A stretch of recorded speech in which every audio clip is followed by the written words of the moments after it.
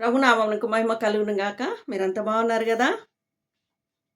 సరే మరి కొన్ని మాటలు మీ ముందు పెట్టాలని ఆశపడతా ఉన్నాను. కీర్తనలు 105వ కీర్తన 38వ వచనం. వారి వలన ఐగుప్తీయులకు భయము పుట్టింది. వారు బయలుదేరి వెళ్ళినప్పుడు ఐగుప్తీయులు సంతోషించిరి. వారు అనగా ఇశ్రాయేల్ ప్రజలనమాట. దేవుని పిల్లలు. దేవుని బిడ్డలు ఐగుప్తు బానిసత్వంగా అక్కడ వాడుకుంటున్నాడు ఫరో రాజు. ఫరో అనగా దుష్టుడు అనమాట. దుష్టుడు, అపవాది. వీరిని దేవుణ్ణి ఆరాధించడానికి, దేవుణ్ణి కొనియాడడానికి వీరిని పంపించట్లేదు. పురుషుల్ని పంపిస్తే స్త్రీలు ఉండాల్సి వస్తుంది, స్త్రీలను పంపిస్తే పిల్లలు ఉంచాల్సి వస్తుంది. ఇలాగా రకరకాల ఇబ్బందులు పెడతా ఉన్నారనమాట దేవుని బిడ్డల్ని. మోషే గారు దేవుని దగ్గర విచారించినప్పుడు, ప్రార్థించినప్పుడు ఒక 10 రకాల అద్భుతాలు అక్కడ దేవుడు జరిగించిండు. భయంకరమైన అద్భుతాలంటే గడ్డలు, నీళ్లు రక్తంగా మారటం, ఈగల గుంపు, కప్పలు, ఇలాగా చాలా రకరకాల రోగాలన్నమాట. ఇవన్నీ పెట్టినప్పటికి కూడా వారి హృదయము కఠినమైపోయి, రాజు యొక్క హృదయం కఠినమైపోయి వీరిని దేవుని ఆరాధించడానికే పంపించలేదు. చివరిగా వచ్చేసి మళ్ళా మోషే గారు ఇక్కడ మొరపెడుతూ ఉన్నాడు దేవునికి. ప్రభువా ఏం చేయాలి, ఎలా మిమ్మల్ని ఆరాధించాలి, ఎలా మేము బయటికి రావాలి అని చెప్పేసి మరలా ప్రార్థిస్తున్నప్పుడు ఆ రాత్రికి రాత్రే దేవాది దేవుడు తొలిచూలి పిల్లని, ఐగుప్తులో ఉన్న తొలిచూలి పిల్లలందరినీ కూడా హతం చేసిండనమాట. తెల్లవారేపాటికి ఎక్కడ చూసినా కానీ దుఃఖము, వేదన, కన్నీరు, ఇదంతా చూసి ఐగుప్తులకి భయం పుట్టింది. ఎవరిని చూసినప్పుడు? ఇశ్రాయేల్ ప్రజలు, అంటే దేవుని పిల్లల్ని చూసినప్పుడు. దేవుని పిల్లల్ని ఇబ్బంది పెట్టిన శత్రువైన సాతాను వాడికి నెమ్మది ఉండదు, వాడికి సంతోషం ఉండదు. ఫస్ట్ ఏమనుకుంటాడంటే నేను భయపెడితే భయపడతారు అనుకుంటాడు అపవాది. ఎప్పుడైనా మనల్ని భయపెడతా ఉంటాడు, మనం భయపడతా ఉంటే ఇంకా భయపెడతాడనమాట. మనం ఎప్పుడైతే ధైర్యముగా దేవుని పాదాలు పట్టుకొని విశ్వాసముతో కన్నీటితో మనం ప్రార్థించినప్పుడు ఏ శత్రువు, ఏ సాతాను, ఏ అపవాది, చూడండి 2 రకాల మనుషులు మనల్ని ఇబ్బంది పెడతా ఉంటారు అనమాట, బాధ పెడతా ఉంటారు. ఒకరు చూసినట్టయితే కనుక అపవాది, దుష్టుడు, శత్రువైన సాతాను ఇబ్బంది పెడతా ఉంటాడు.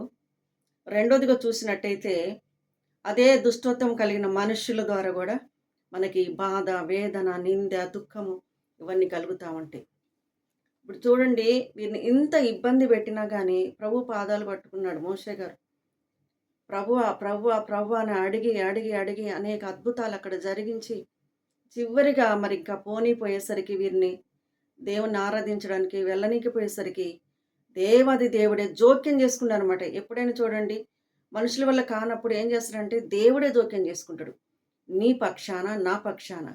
మనకి ఎటువంటి మొండి సమస్య వచ్చినా, బలహీనతలు వచ్చినా, నిందలు వచ్చినా మనం ఏం చేయాలంటే దేవుని యొక్క పాదాలు పట్టుకోవాలి. మనం అనుకుంటాం మన బలం సరిపోదు, మన ప్రార్థన సరిపోదు. అవును, నిజమే, సరిపోకున్నా కానీ దేవుడు మన పక్షాన వేద్యమాడతాడు. దేవుడు మనకి సహాయం చేస్తూ ఉంటాడు, మనల్ని నడిపిస్తూ ఉంటాడు, బలపరుస్తూ ఉంటాడు. ఒకానొక దినాన మనకి చేతకాక, అయ్యో ఏంటి ఇన్ని రోజులు ప్రార్థన చేసిన మన పట్ల దేవుడు కార్యం చేయట్లేదు నా పట్ల నువ్వు అనుకోవచ్చు. కానీ దేవుడు ఒకానొక టైంలో దేవుడు జోక్యం చేసుకుంటాడు. ఇప్పుడు ఇశ్రాయేల్ ప్రజల పట్ల కూడా దేవుడు జోక్యం చేసుకున్నాడు. మోషే గారు 10 రకాల అక్కడ అద్భుతాలు దేవుడు తన ద్వారా జరిగించడం వారికి భయం అనిపించల. ఎప్పుడైతే నా పిల్లల్ని ఇంకా ఎందుకు నా దగ్గరికి రానివ్వట్లేదని దేవుడే ఆలోచించి ఆ రాత్రికి రాత్రే ఐగుప్తులు, శత్రువైన సాతాను వాడి పిల్లలందరినీ కూడా దేవాది దేవుడే జోక్యం చేసుకొని ఐగుప్తులు తొలిచూలి సంతానం అంతా మనం కూడా హతం చేసి పడేసింది. అప్పుడు ఐగుప్తులకి భయం పుట్టింది. ఎవరిని చూసినప్పుడు? ఇశ్రాయేల్ ప్రజలు దేవుని పిల్లల్ని చూసినప్పుడు భయము పుట్టాల. ఈ రోజుల్లో చూసినట్టయితే దేవుని పిల్లల్ని భయపెడుతున్నారు. కానీ మనం భయపడకుండా ఏం చేయాలంటే విశ్వాసంతో దేవుని పాదాలు పట్టుకొని మొరపెట్టాలి, నిజముగా మొరపెట్టాలి, నిజముగా గోజాడాలి. మామూలు ప్రార్థన మామూలుగా చేస్తే అది సరిపోదన్నమాట. కానీ దేవుని సహాయము కోరుతూ మనం ప్రార్థన చేస్తూ ముందుకు వెళ్ళిపోవాలి. మనము బలహీనమే అయినప్పుడు కూడా దేవుని సహాయం కోరాలి ఎప్పటికప్పుడు. ఆయన ఆత్మ నడిపింపు మనలో ఉండాలి. ఆయన యొక్క శక్తి, ఆయన ఇచ్చే ధైర్యం, ఆయన ఇచ్చే విశ్వాసం మనలో ఉండాలి. అటువంటి అప్పుడే మనం దేవుని కార్యాలు చూడగలుగుతాం. చూడండి, ఇశ్రాయేల్ ప్రజల్ని చూసినప్పుడు ఐగుప్తులకి భయం పుట్టింది.